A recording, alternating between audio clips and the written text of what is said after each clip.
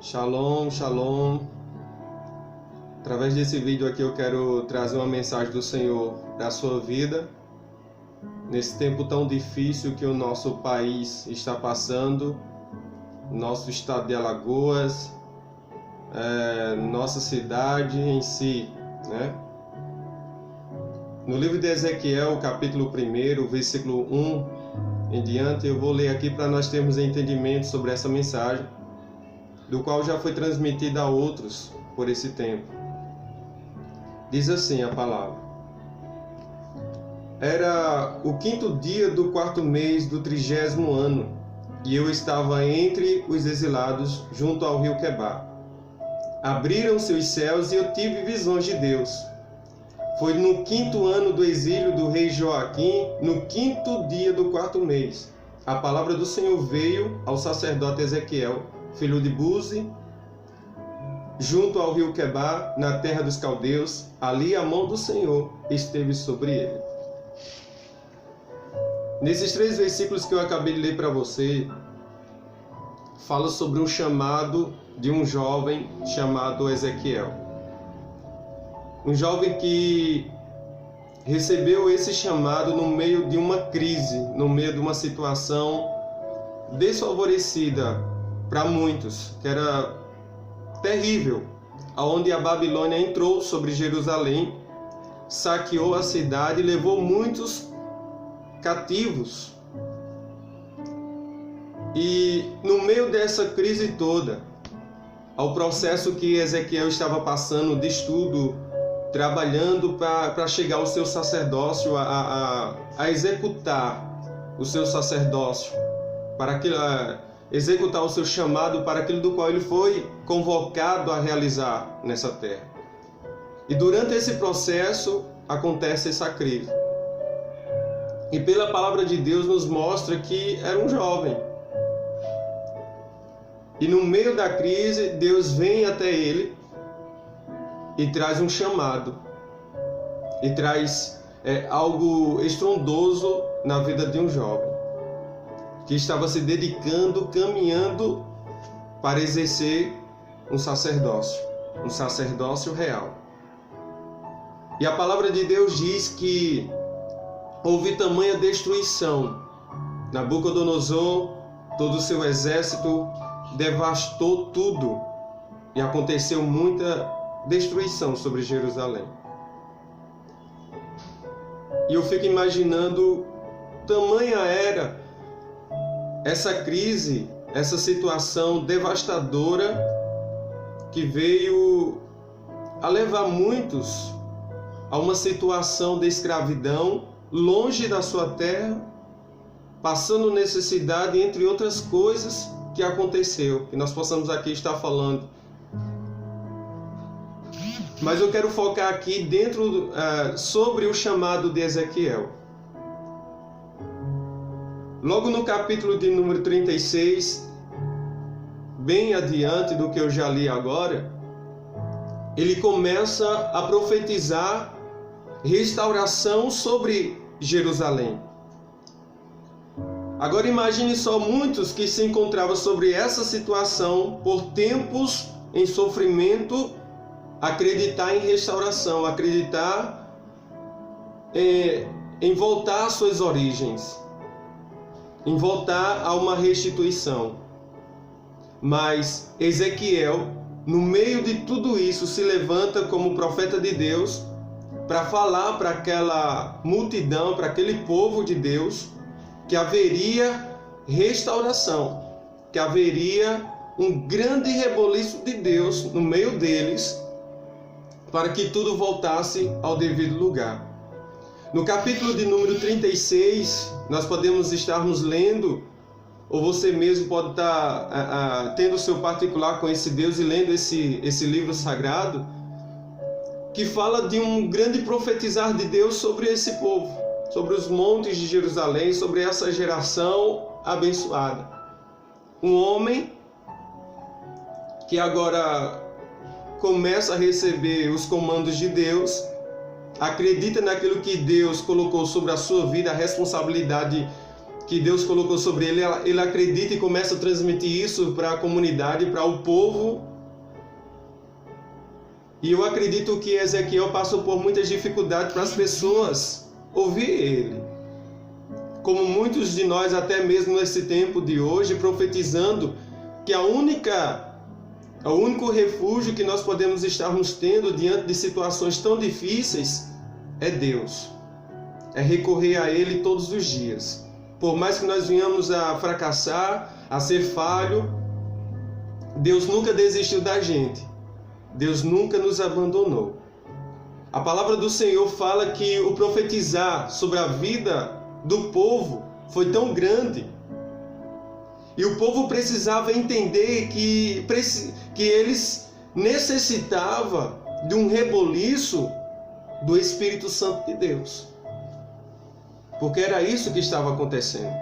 O povo precisava se encher da presença de Deus para lutar em meio à crise e voltar às suas origens.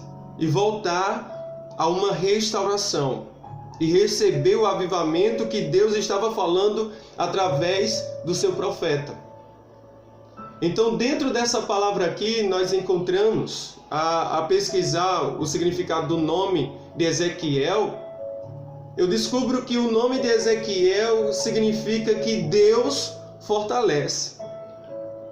Agora eu só imagino um homem, tanto ele como todos os outros, padecendo no meio da crise, mas o seu nome já dizia tudo, a um significado grande e espiritual que Deus fortalece. É no meio da crise, se nós confiar literalmente nesse Deus, Ele nos fortalece. Se nós literalmente dar crédito ao que Ele tem falado para conosco, Ele vem e nos fortalece. Assim como Ele fortaleceu Ezequiel para enfrentar a situação tão difícil que estava diante dele e querendo tragar também a vida dele. Se Ezequiel não permitisse que o chamado dele fosse avivado, que o chamado dele viesse sobre ele para que ele viesse cumprir com a vontade de Deus, nada do que aconteceu sobre a vida de Ezequiel teria êxito sobre um bom tempo de caminhada, entendendo logo no início da sua juventude tudo, entendendo o que Deus queria para ele. Mas ele permitiu, no meio da crise, ele permitiu Deus trabalhar poderosamente. E o que nós estamos precisando nesse período, nesse tempo tão difícil, é deixar Deus trabalhar em nossas vidas. É deixar Deus nos usar através de qualquer meio de comunicações ou até mesmo em particular com alguém. É deixar Deus nos usar. Fazer com que Deus seja o primeiro em nossas vidas e na vida do nosso próximo. Nesse tempo tão difícil, nós temos que acolher uns aos outros.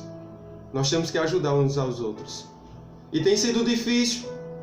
Tem sido difícil porque a luta não só é física, mas a luta também ela é espiritual. E eu já tenho falado para aos cuidados dos meus discípulos, que a única ferramenta que nós podemos estarmos usando sobre esse período é a oração.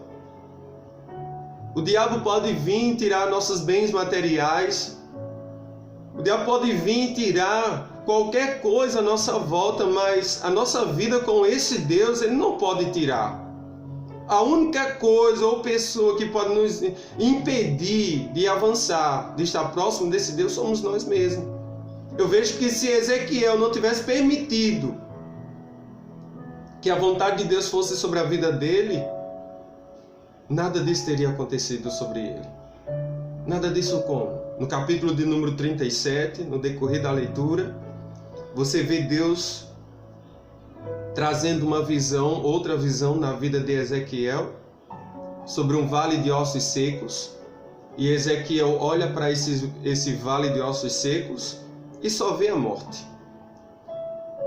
E eu começo a pensar e relatar diante de vocês como é que nós podemos acreditar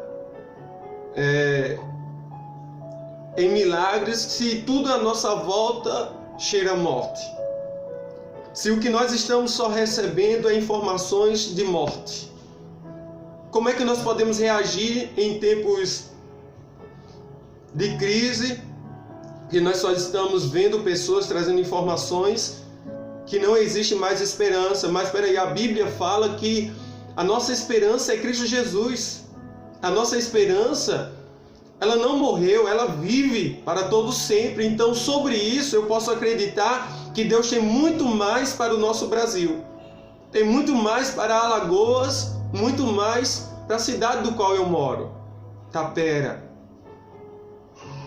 Eu acredito nessa mensagem. Eu profetizo a cura sobre multidões, sobre a nossa sociedade, sobre o nosso país. Nós somos igreja, nós temos que profetizar, nós temos que orar pelo nosso país. E é isso que eu tenho feito por esse tempo junto a outros. É isso que nós temos feito, e não só eu, mas e os discípulos que estão à minha volta. Mas eu acredito que muitos estão fazendo isso também, até mesmo agora, orando pelo país, orando por suas famílias. E às vezes se torna até difícil da gente ministrar para os de dentro de casa, mas o coração da gente está voltado para o trono de Deus e pedindo: Senhor, cuida da minha casa, cuida da minha vida, cuida dos meus, e em si, de maneira tal, fica à vontade. É o Senhor que tem que fazer o teu querer sobre nossas vidas. Ezequiel, na visão que ele teve do vale de ossos secos, como é que ele poderia ver a vida ali? Como é que nós poderemos ver a grande restauração sobre o nosso país se nós vemos homens só relatando sobre morte? Nós somos embaixadores do reino de Deus e temos que profetizar a vida sobre a nossa terra, sobre o nosso povo. Nós temos que colocar Deus em primeiro lugar. Temos os nossos cuidados, mas a nossa fé está em Deus.